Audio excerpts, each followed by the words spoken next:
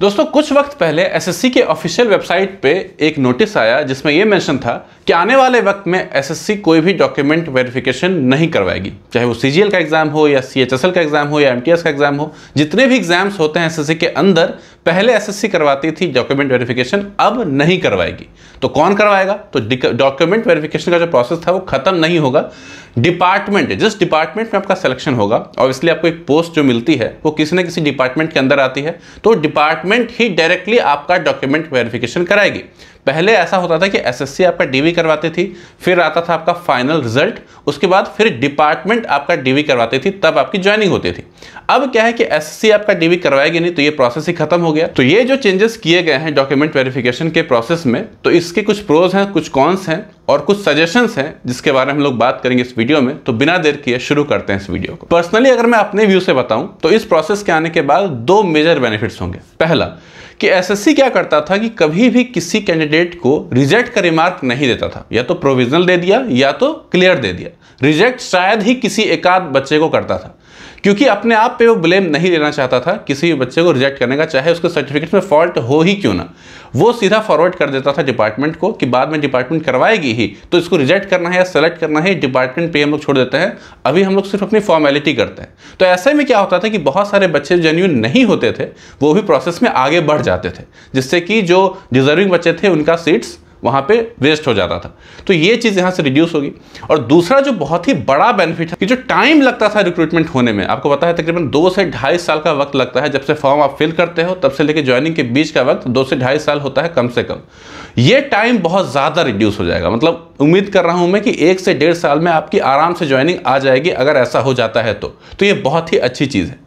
अगर कॉन्स की बात करें तो कॉन्स की लिस्ट थोड़ी लंबी है। सबसे पहला कॉन, आपको ऑनलाइन थोड़ा ज्यादा अवेयर होना पड़ेगा, क्योंकि पहले क्या होता था कि जब एसएससी डीवी करवाती थी उसी वक्त आपसे आपका पोस्ट प्रेफरेंस भी मांग लिया जाता था, उसके अकॉर्डिंग आपको पोस्ट दे दी जाती थी। अब जो आपका पोस्ट प्रेफरेंस होगा वो ऑनलाइन मांगा जाएगा। अब जो पोस्ट प्रेफरेंस होता है वो एसएससी आपसे मांगेगी ऑनलाइन, एसएससी के ऑफिशियल वेबसाइट के थ्रू, फाइनल रिजल्ट के पब्लिश करने से ठीक पहले। तो ऐसे में क्या है कि आपको वेबसाइट काफी फ्रीक्वेंटली चेक करता रहना पड़ेगा। अगर आप नहीं करते हो, फिल नहीं कर पाते हो फॉर्म, तो आपका कैंडिडेचर खत्म हो जाएगा। तो ये थोड़ा सा रिस्की है, आपको ऑनलाइन थोड़ा सा ज्यादा एक्टिव होना पड़ेगा। हालांकि ये बहुत बड़ा कंसर्न नहीं है, लेकिन स्टिल कुछ बच्चों के लिए परेशानी हो सकती है। दूसरा मेजर कॉन जो मैं देख पा रहा हूं कि पहले क्या होता था कि जब डीवी का वक्त आता था और बच्चों को पता होता था कि हमारे सर्टिफिकेट्स में कुछ इम्परफेक्शंस हैं, तो डीवी के वक्त जब एसएससी डीवी करवाती थी उस वक्त आपको एक डिक्लेरेशन दिया जाता था कि आप यूआर कैंडिडेट ट्रीट होना चाहते हैं क्या आपको ऐसा लगता है कि आपका सर्टिफिकेट कॉम्पिटेंट नहीं है, तो आप चाहें तो खुद को यूआर में शिफ्ट कर सकते हैं। ये एक ऑप्शन एसएससी डीवी के टाइम पे होता था। लेकिन अगर यहाँ पे डायरेक्टली डिपार्टमेंट ही आपका डीवी कराएगी तो आपको यहाँ ऐसा कोई ऑप्शन नहीं मिलेगा। अगर आप डायरेक्ट अपना रिजर्वेशन क्लेम करने के लिए चले गए ड्यूरिंग डीवी, तो आपको सीधा वहां पे रिजेक्ट कर दिया जाएगा। तो यहाँ पे बचने का ऑप्शन या खुद को अभी आपने मान लीजिए ओबीसी के लिए क्लेम किया, लेकिन आपको लगा कि नहीं मेरा जो सर्टिफिकेट है वो प्रॉपर नहीं है, तो एसएससी के डीवी के टाइम में आपको मौका मिलता था,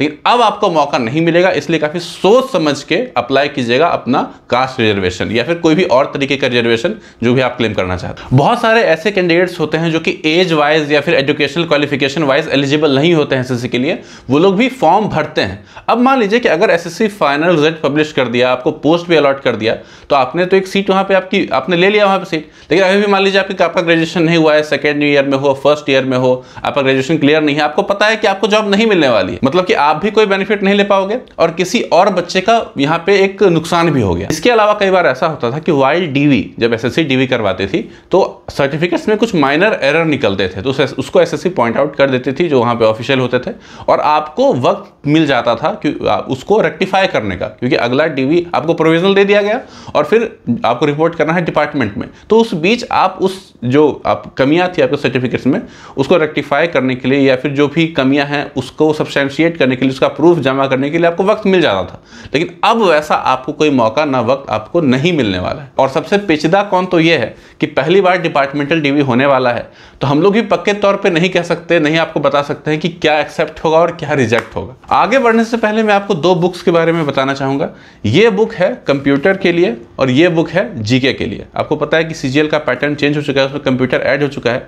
तो एसएससी के जितने भी एग्जाम्स होते हैं, apart from that bank exams में भी जो कंप्यूटर पूछी जाती है, थ्योरेटिकल कंप्यूटर, उस सारे सेट्स आपको यहाँ से मिल जाएंगे। काफ़ी अच्छे से आप ऑब्जेक्टिव वे में, तो काफ़ी अच्छे वे में आप प्रिपेयर कर सकते हो अपना थियरी कंप्यूटर का, अगर आप इसको देखते तो सब मतलब तकरीबन इसमें 100 से ज़्यादा सेट्स आपको मिल जाएंगे और 1690 टोटल ऑब्जेक्टिव क्वेश्चन आपको मिल जाएंगे इसमें सेट वाइज, बैंक के, एसएससी के और तमाम तरह के एग्जाम्स के।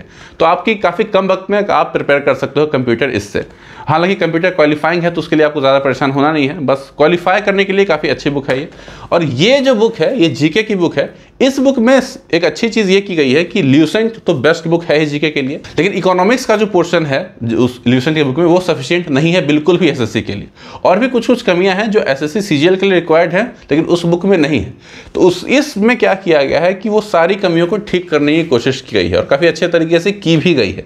क्वेश्चन का कलेक्शन काफ़ी अच्छा है, थ्योरी काफ़ी पॉइंट वाइज आपको दी गई है, प्रीवियस ईयर क्वेश्चन काफ़ी अच्छे से दिए हुए हैं, जो इंपॉर्टेंट चीज़ें हैं उसको काफ़ी अच्छे से टेबुलर फॉर्म में आपको दिया गया है ताकि ध्यान उस पर आप ज़्यादा दो, ज़्यादा अच्छे से प्रिपेयर करो। तो ये दोनों बुक्स हैं, ये कंप्यूटर के लिए, जीके के लिए, दोनों बुक्स का लिंक आपको नीचे मिल जाएगा डिस्क्रिप्शन बॉक्स में, चेक जरूर कीजिएगा। ऐसा मैं नहीं कह रहा हूँ कि इसी बुक से आपकी प्रिपरेशन हो सकती है, लेकिन अगर इस बुक से आप करना चाहो तो काफ़ी अच्छे से प्रिपरेशन कर सकते हो। मतलब बहुत ही ज़्यादा ज़रूरी, बहुत ही ज़्यादा कंपलसरी बुक्स नहीं है, लेकिन अगर आप इसको ले लेंगे तो आप पछताएंगे नहीं। तो इसका लिंक आपको नीचे मिल जाएगा डिस्क्रिप्शन बॉक्स में, वहां जाके आप ले सकते हैं। तो ओवरऑल हम लोग ये कह सकते हैं कि ये जो चेंजेस किए गए हैं डीवी में, उसके आने से जो सीट वेस्टेज होती थी, वैसे तो हर साल होती थी, लेकिन इसके आने से ये चीज़ काफ़ी ज़्यादा हो सकती है।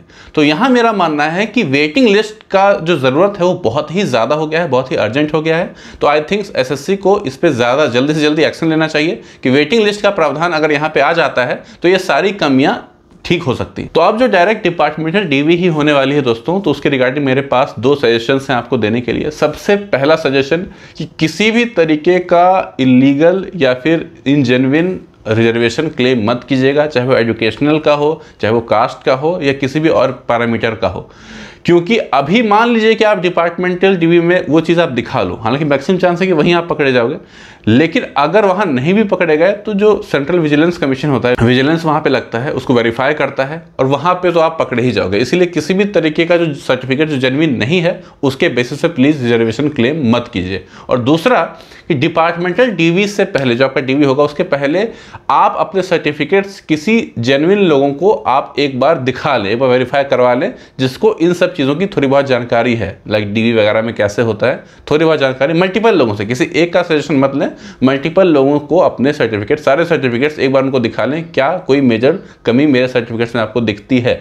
इतना ही हम लोग कर सकते हैं। अपार्ट फ्रॉम दैट जो भी कमियां, रेक्टिफिकेशन वो लोग सजेस्ट करेंगे उसको उसी वक्त इंप्रूव करने की कोशिश कीजिए। डीवी का वेट आप नहीं कर सकते हो, अब आपको टाइम उतना मिलेगा नहीं। डीवी अब काफ़ी हद तक रिस्की हो चुका है। हालांकि एटलीस्ट एक बार डीवी हो जाए तो हम लोग को काफ़ी आइडिया मिल जाएगा, उसके बाद हम लोग काफ़ी माइंडसेट अपना तैयार कर सकते हैं। लेकिन अभी जो पहला डीवी हम लोगों का होने वाला है उसके लिए हम लोगों को सारे कॉर्नर्स सेफ करके चलना पड़ेगा हमें।